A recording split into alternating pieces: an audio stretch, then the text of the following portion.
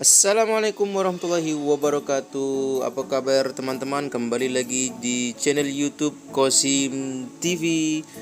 Oke teman-teman, di video kali ini kami akan mereview atau menguak misteri kunang-kunang yang konon adalah dianggap sebagai kuku orang yang telah mati atau jelmaan daripada iblis.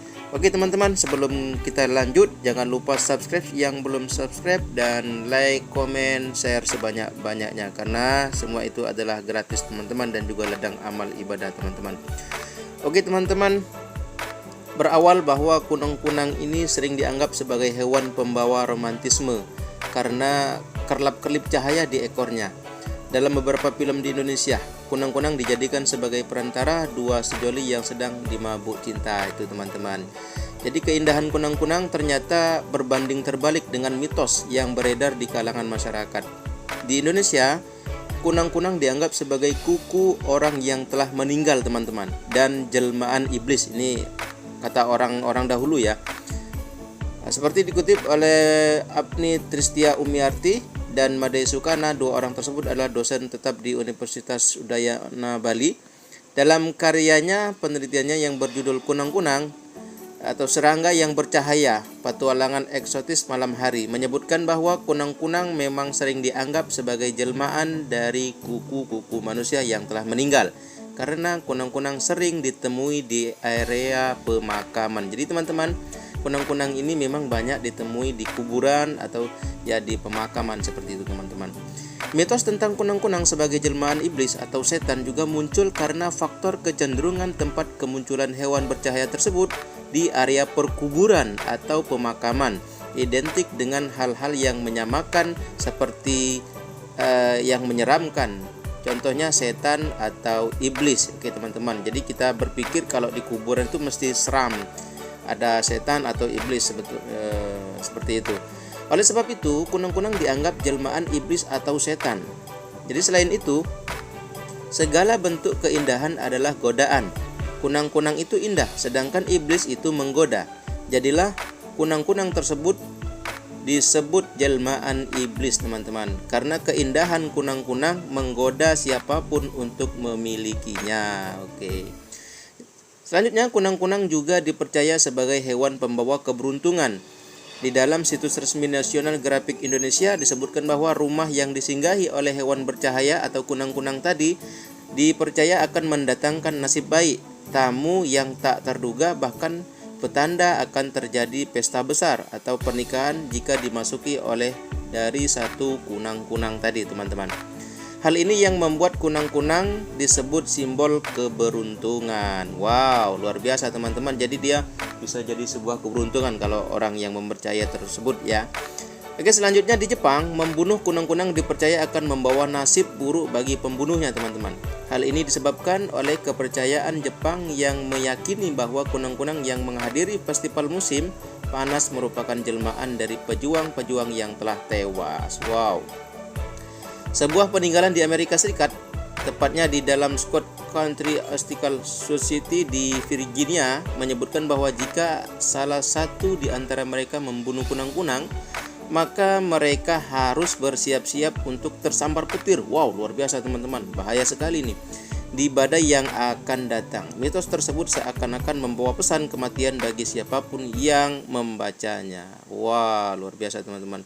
Oke, selanjutnya mitos tentang kunang-kunang ini mulai dari kuku mayat, kuku orang mati, hingga pesan kematian, memunculkan pertanyaan baru yang cukup menarik, yakni mana yang benar, atau semuanya benar, atau bahkan semuanya salah.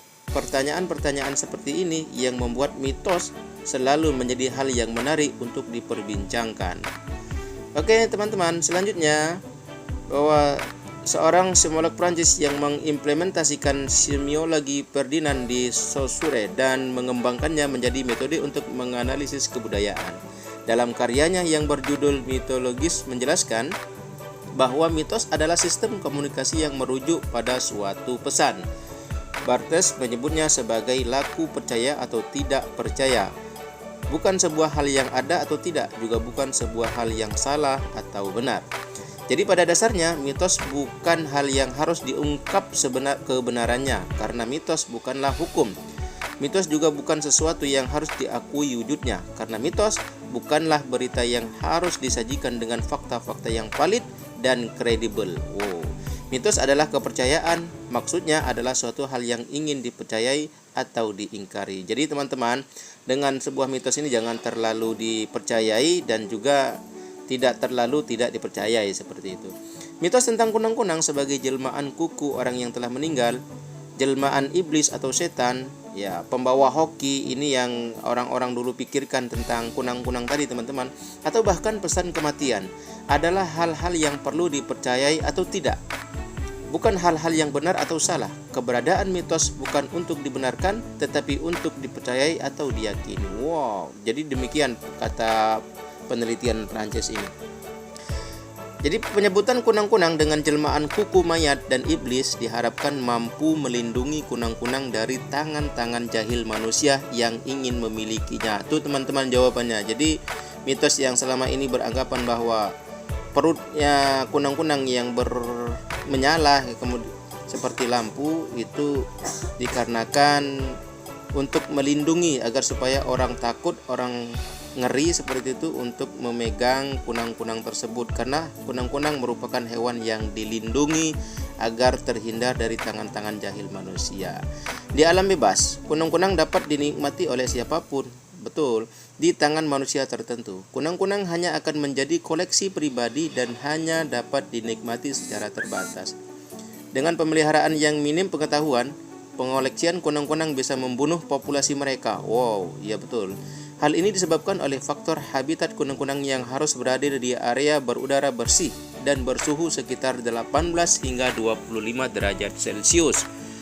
Oleh sebab itu, kunang-kunang sering ditemui di area pekuburan.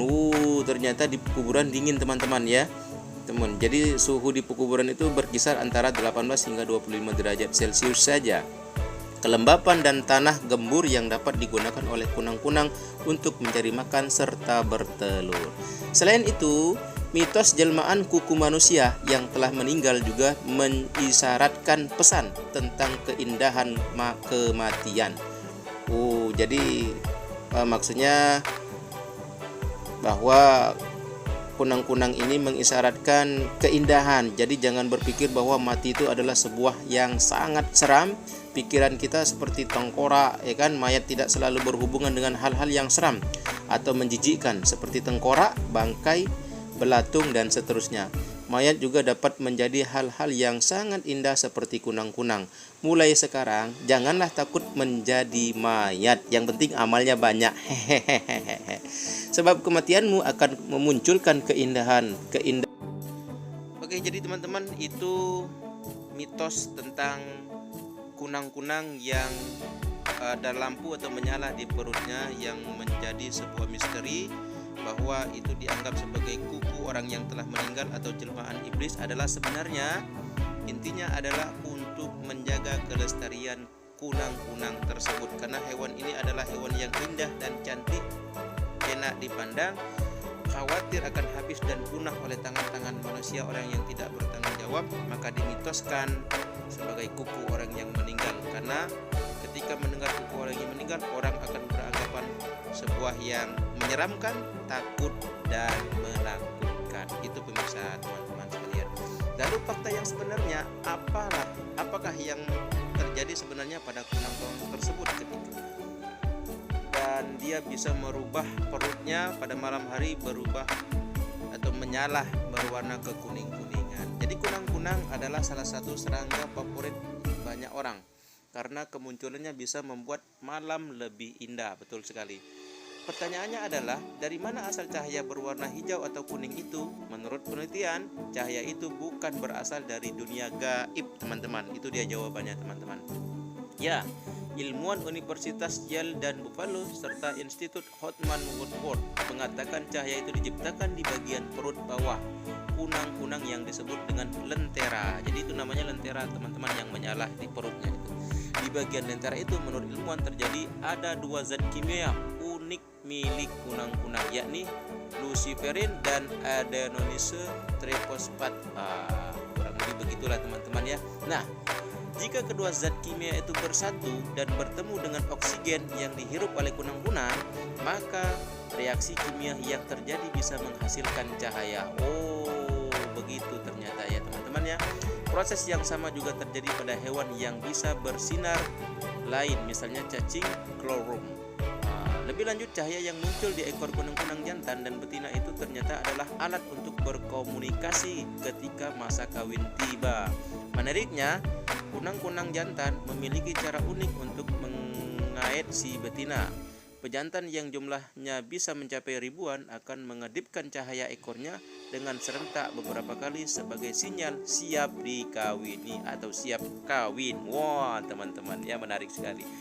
Berbeda dengan pejantan yang harus bersusah payah, si betina tidak perlu repot dalam menentukan pilihannya teman-teman. Apalagi si betina menemukan pejantan yang cocok, dia hanya perlu mengedipkan cahaya satu kali. Jadi itu dia teman-teman jawaban secara real dan sebagai dibuktikan dengan penelitian yang nyata teman-teman. Oke teman-teman, semoga video ini membawa manfaat bagi kita semua. Dan sekali lagi kami sebutkan bahwa mitos ini adalah bukan untuk diyakini dan tidak juga untuk tidak diyakini, boleh dipercayai dan boleh juga tidak. Oke teman-teman, sampai jumpa di video Qosim TV berikutnya. Jangan lupa like, share, dan subscribe. Demikian, assalamualaikum warahmatullahi wabarakatuh. Bye bye.